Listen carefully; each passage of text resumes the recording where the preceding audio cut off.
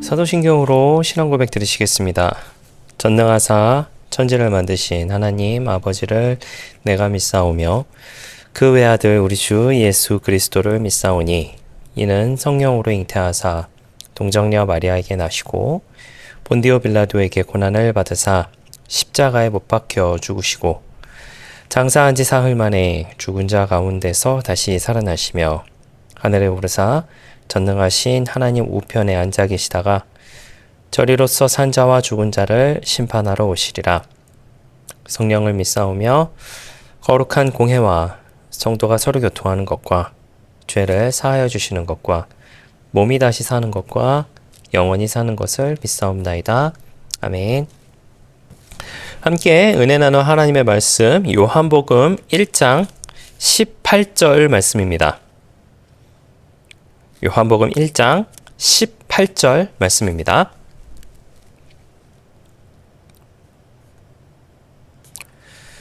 말씀을 읽어드리겠습니다. 본래 하나님을 본 사람이 없으되 아버지 품속에 있는 독생하신 하나님이 나타내셨느니라. 아멘. 네, 할렐루야. 저는 본문의 말씀 가지고 함께 말씀의 은혜를 나누기를 원합니다. 네. 본문의 이 말씀은 먼저 좀 말씀을 드리는 것은요. 헬라어 안에서도 원문이죠. 원문 안에서도 조금씩의 좀 차이점이 있어서 제가 어떤 것을 기준으로 좀 이것을 잡으면 좋을까라는 생각을 좀 많이 했던 본문이 바로 오늘 읽으셨던 본문입니다. 자, 여기에 보면은 그 내용이 어떤 내용이 있냐면은요. 본래 하나님을 본 사람은 없으되 아버지 품속에 있는까지는 우리가 이해하기가 좀 쉬울 거라 생각을 하게 되는데 그 뒤에 독생하신 하나님이 나타내셨느니라 라고 하는 말이 있습니다. 이 독생하신 하나님이라고 하는 것에 대해서 어떤 사본은 우이스라고 하는 단어를 사용을 하고 있고 또 어떤 사본은 데오스라고 하는 단어를 사용하고 있습니다. 네, 이것이 이제 서로 어떤 차이가 있냐면요. 독생하신 아들이라고 하는 것으로 해석을 할 수도 있고 또한 독생하신 하나님이라고 하는 것으로 해석을 할 수 있다라고 하는 것이죠. 사실 이 부분에 대해서 어떤 것이 맞을까라고 하는 것에 대해서 제가 좀 여러 가지 좀 사본을 좀 찾아보기는 했었습니다만은 네, 저는 그냥 우리가 읽고 있는 성경을 기준으로 좀 하자라는 것으로 이제 결론을 내리게 되었습니다. 이제 고대 사본에는 이제 독생하신 하나님이라고 표현을 하게 되는데 후대 사본에는 독생하신 아들이라고 하는 표현을 사용하고 있다라고 해요. 독생하신 하나님이라고 한다면 예수님의 신성을 아주 직접적으로 언급을 하는 것이 되는 것이고 독생하신 아들이라고 하는 것을 사용하게 된다면 전통적인 기독론적인 표현이다라고 이렇게 이야기를 하는데 네, 저는 독생하신 하나님이라고 하는 것을 기준으로 좀 한번 말씀을 은혜를 좀 나눠보고자 합니다. 처음에 이렇게 시작을 하고 있죠. 본래 하나님을 본 사람은 없으되. 네, 맞습니다. 하나님을 본 사람은 없습니다. 왜 그럴까라고 하는 것에 대해서 이제 출애굽기에 이제 등장을 하게 되죠. 하나님을 볼 수 있는 존재는 사실은 인간은 절대적으로 하나님을 볼 수 없다라고 하는 것이죠. 출애굽기에서도 이제 모세가 이제 하나님을 보고자 했었을 때에 너는 내 얼굴을 보지 못한다. 보면 죽는다라고 하나님께서 말씀을 하시게 되었죠. 그리고 디모데전서에서도 이제 비슷하게 이야기하는데 가까이 가지 못할 빛 가운데 계시고 본 자도 없고 볼 수도 없다라고 하는 그런 표현을 이제 사용을 하고 있습니다. 근데 이것에 대해서 이제 하나님의 비가시성과 자기 계시의 필요성을 보여준다라고 하는 아주 어려운 말을 이제 신학에서는 이야기를 하고 있습니다만은 저는 개인적으로 이렇게 생각을 하게 됩니다. 죄 있는 인간은 절대로 죄 없으신 깨끗하신 그 하나님을 절대로 볼 수 없기 때문에 하나님을 볼 수 없는 것이다 라는 그런 생각을 하게 돼요. 그리고 피조물인 인간은 절대로 창조주인 하나님을 결단코 볼 수 없다라는 생각을 하게 됩니다. 모르겠습니다. 제가 이제 개인적인 제 견해이기 때문에 어떨런지 모르겠지만 후에 아주 먼 미래라고 해야 될지는 잘 모르겠습니다만은 저의 육신의 시간이 다하게 되어서 혹은 이제 예수님께서 이 땅에 오셨을 때에 혹여나 허락해 주셔서 제가 구원을 받게 돼서 이제 하나님 앞에 서게 됐을 때는 볼 수 있을지 모르겠지만은 지금은 볼 수 없는 것이 바로 우리 모두의 모습이 아닌가라는 그런 생각을 하게 됩니다. 어찌됐든 하나님을 본 사람은 없습니다. 그 누구도 하나님을 보지 않았어요. 성경의 그 누구도 하나님을 보지 못하였습니다. 그리고 앞서 말씀드린 것처럼 하나님은 죄가 없으시기에 죄 있는 인간은 절대로 하나님을 볼 수 없는 것이다 라고 하는 것이고, 그리고 그 뒤에 이렇게 이야기하고 있습니다. 아버지 품속에 있는 독생하신 하나님이라고 이야기하고 있습니다. 아버지 품에 있다라고 하는 것은요, 항상 계시는 자라고 하는 그런 의미에 있는 어떤 원문이 이 안에 숨어 있다라고 이야기를 합니다. 그 품 안에라고 하는 이 헬라어에서 이제 친밀한 관계와 본질적 연합을 의미한다라고 이야기를 하면서, 즉 삼위일체 하나님을 이야기하고 있다라고 이야기를 해요. 아들은 아버지와 친밀한 사랑과 교제의 관계 안에서 영원부터 존재하였다라고 하는 것을 말하면서, 품 안에 있다라고 하는 것은 서열적인 어떤 위아래가 있는 그런 모습이 아니라 관계적 친밀성과 구별을 뜻한다라고 이야기를 하고 있습니다.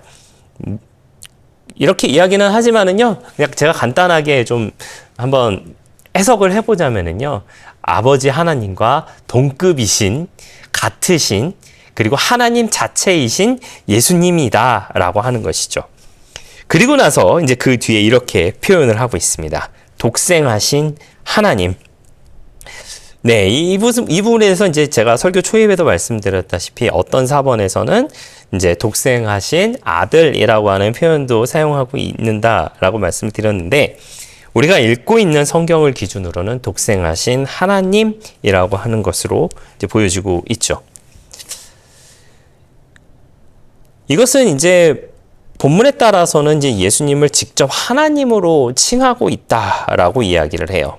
앞서 말씀드린 데오스라고 하는 그 단어를 사용함으로써 하나님께서 직접적으로 나타나신 예수님, 즉 예수님은 하나님이시다라고 하는 것을 직접적으로 보여주고 있는 내용이 바로 본문의 말씀이다라고 하는 것이죠.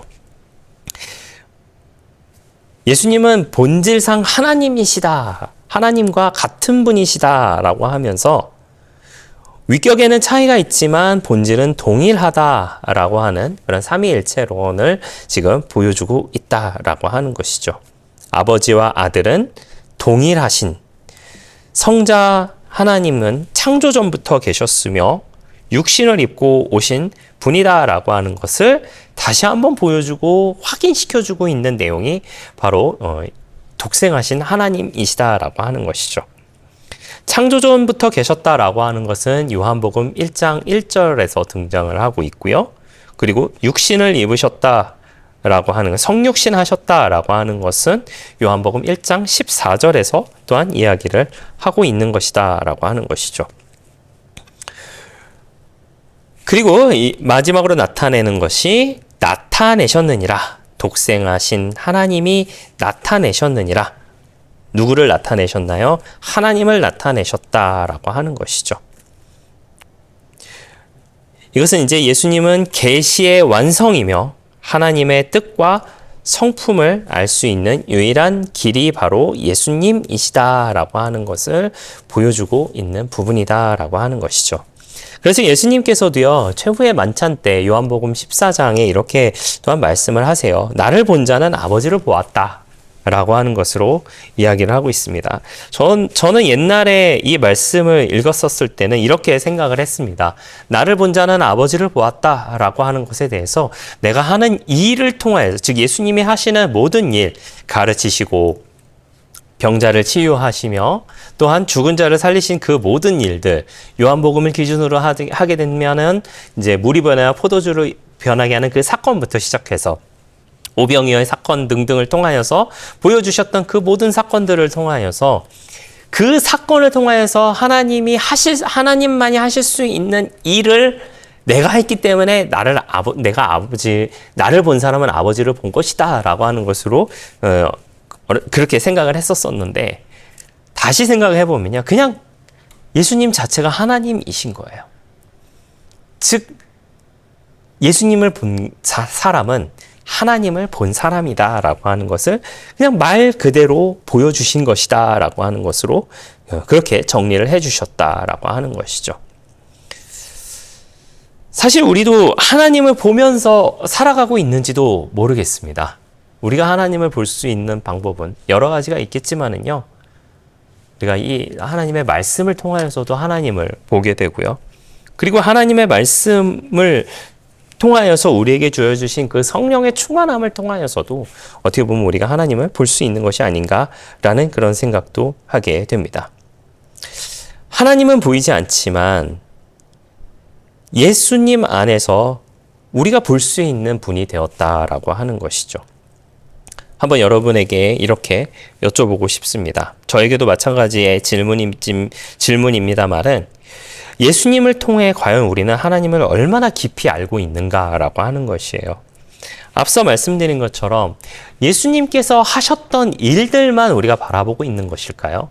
물이 변하여 포도주가 되게 하시고, 물고기 2마리와 보리떡 5개로 5,000명을 먹이시며, 병자들을 치유하시고, 눈먼 자를 눈뜨게 하시며, 또한 폭풍을 잠잠케 하시는 그 예수님을 바라봄으로 인하여서 하나님을 바라보고 있는 것일까요? 아니면 예수님을 그저 하나님으로 바라보고 있는 것일까요?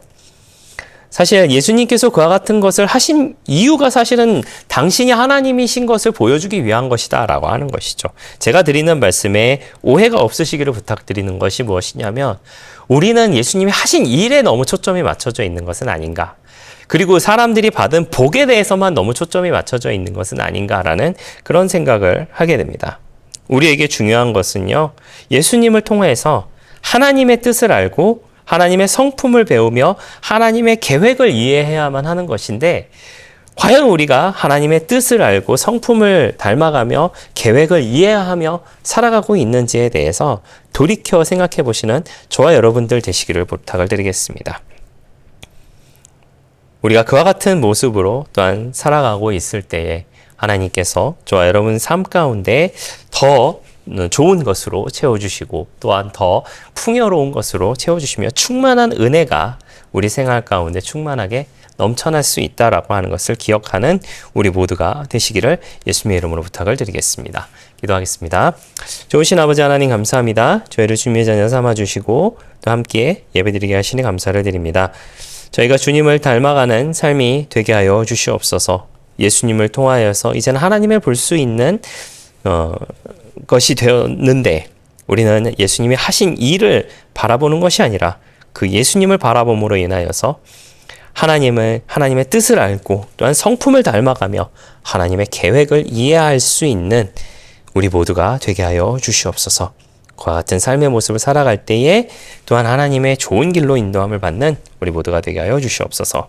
감사드리며 예수님의 이름으로 기도했습니다. 아멘.